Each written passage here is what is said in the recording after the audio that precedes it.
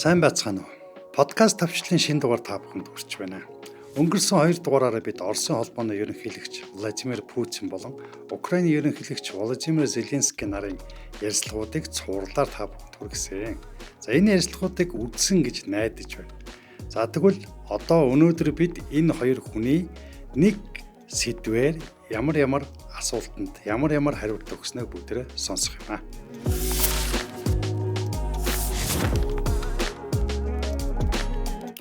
За эхний сэдэв бол мэдээж дайн эхэлсэн шалтгаан буюу түүх нэг ард түмэн гэсэн энэ сэдвийн талаар тэр хоёрын өгсөн тайлбар байна.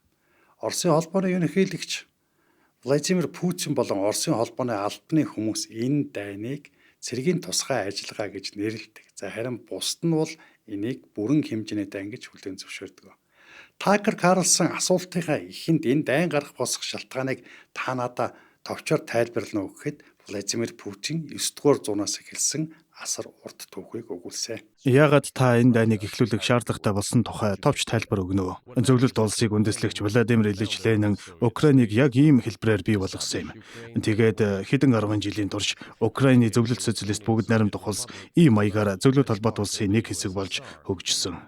Яагаад гэдгийг сайн мэдэхгүй ч большевикууд тухайн үед украинжуулах бодлого хэрэгжүүлж байв. Энэ нь зөвхөн зөвлөлтийн удирдагчид Украинаас гаралтай байсан учраас биш, харин зөвлөлтийн нэгдсэн бодлого болох үндэстэнжүүлэх буюу орон нутгийн хэл соёлыг дэмжих бодлогын нэг хэсэг байлаа.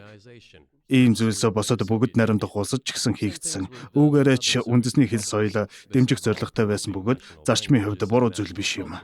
Ингэж л зөвлөлт социалист бүгд найрамдах Украин улс бий болсон. Харин дэлхийн 2 дугаар дайны дараа Украинд дайнаас өмнө Польшид байсан мөн Унгар, Румынд хариалагдж байсан зарим газар нутгууд гэх мэт нэмэлт газар нутгийг өгсөн. Румын ба Унгар өөрийн нутгийн зарим хэсгийг алдсан бөгөөд тэр газар нутгууд одоо ч Украины бүрэлдэхүүнд байдаг. Тиймээс энэ утгаараа бид Украин бол Сталины хүслээр бий болсон жинхэнэ биш улс гэж хэлэх бүрэн үндэстэй гэж хэлж болох юм. Путиний энэ үг бол дайн эхлүүлсэн үндсэн шалтгаан болж байгаа юм. Түүний хэлснээр Оросын холбооны улс түүхэн газар нутгаа буцааж авч байгаа хэрэг гэж хэлж байна. За тэгвэл харин энэ үгэнд Зеленский юу гэж хариулв? Ярилцлага яагаад Украин хэл дээр явах ёстойг тайлбарлаж, уг нь Орос хэл дээр бол гайхалтай сайхан яриа болно доо. Би Орос хэлийг сайн эзэмшсэн. Таны орсоор хэлхийг би сайн ойлгоно. Гэхдээ би бүхэл ярилцлагыг Орос хэлээр хариулж чадахгүй. Учир нь өнөөдөр байдал өөр байна. Би юу ч зохиогоогүй. Та бүхэн өөрсдөө харж, мэдэрч, сонсож байна. Юу ч болоогүй юм шиг дүр эсгээд бид нэг ард түмэн нэг хэлээр ярьдаг гэсэн Путиний үгийг дахин нэг удаа хүлээн зөвшөөрч болно гэж би бодохгүй байна. Оросууд бол зэвсгийн хэлээр ярьдаг. Энэ бол баримт. Харин бид энхийг эрхэмлдэг хүмүүс. Өнөөдөр л гэхэд бидний эсрэг 73 пуужингийн цохилт ирсэн. Хүмүүс амь алдсан. Зөвхөн өнөөдөр 100 гаруй дрон хөргсөн. Энэ бол өдөр тутмын бодит байдал. Эдгээр халдлагуудыг Орос хэлээр ярьдаг хүмүүс хийж байгаа болохоор тэд урд нь хамгаалж байна гэж мэдэгдэж байсан бусад хүмүүс рүүгээ халдаж байгаа юм. Тийм ч учраас би өнөөдрийн Оросын удирдлага болон ард түмнийг нь хүндэтгэхгүй байгаа юм. Путин түүх ярьж байгаа. Владимир Зеленский болохоор зэрэг одоогийн нөхцөл байдлыг ярьж байгаа. Энэ хоёрын яриа болохоор зэрэг өнгөрсөн ба одоо түүхэн нөхцөл байдал болон бодит байдлын илэрхийлэл юм аа. Хин нь инх тайванд бэлэн байсан бэ гэдэг талаар сонсцгоё. Цэргээ Киевээс татах ёстой гэсэн чи би за гэж хэлсэн.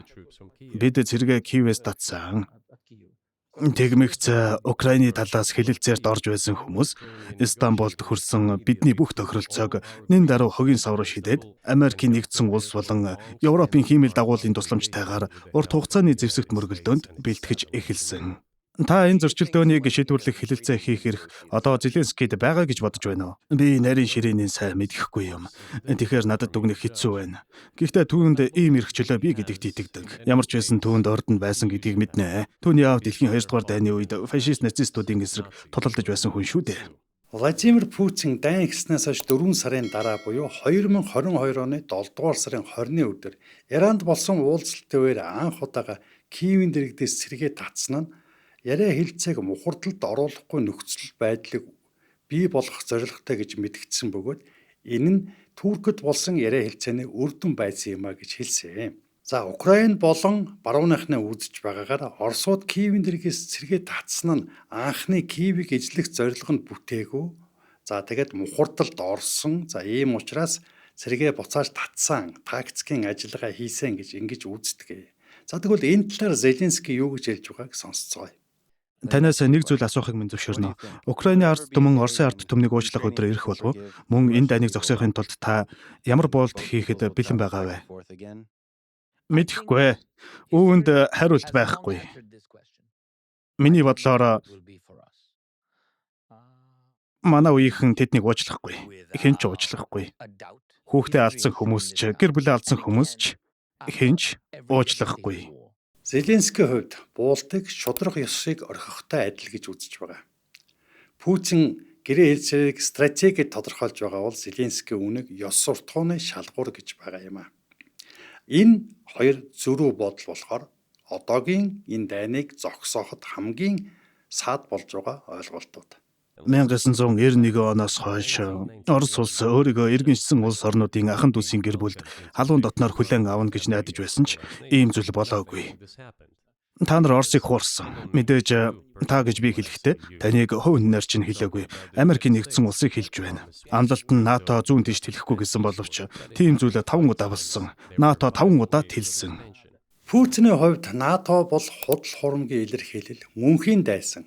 За харин Зеленскийн хувьд НАТОгийн баталгаа Украинд зориулагдсан гэж ярьдаг. Гэвч үнэндээ энэ нь Оросуудын хувьд ч бас нэг төрлийн аюулгүй байдлын баталгаа юм. Бид одоо НАТОгийн талаар ярьж байгаа. НАТО зөвхөн Оросыг зогсоогоод ч байгаа юм биш. НАТО-ос биднийг ч зогсоож байгаа гэдгийг битгий март. Учир нь шудрагаас бүгдэд үйлчлэхгүй. НАТО тодорхой асуудлыг дайн тулаанаар шийдэх хэрэггүйг бид мэднэ. НАТО бол аюулгүй байдлын холбоо, хамгаалалт, довтлогооны шинжтэй Путиний хэлж байгаа тарих угаалт биш. НАТО бол хамгаалалтын холбоо, аюулгүй байдлын холбоо. Тиймээс энэ нь Оросын хувьд ч аюулгүй байдлын баталгаа юм. Зеленский Дональд Трамп л энэ дайныг зогсоож чадна гэдэгт итгэж байгаагаа илэрхийлж байна. Америкийн нэгдсэн улс болон НАТО барууны орнуудын тусламж яг одоогийн байдлаар Украины тусгаар тогтнолын баталгаа болж байгааг хэлж байна.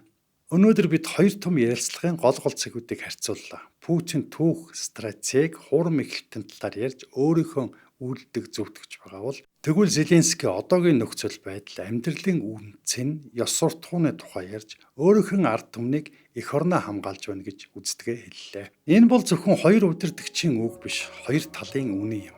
Дэлхийн нийт аль үннийг дагнав, ирээдүйн дэглэм түүгээр тодорхойлогдов. Бидэнд таамт байсан та бүхэнд баярлалаа. Дараагийн дугаараар эргээд уулзцгаая.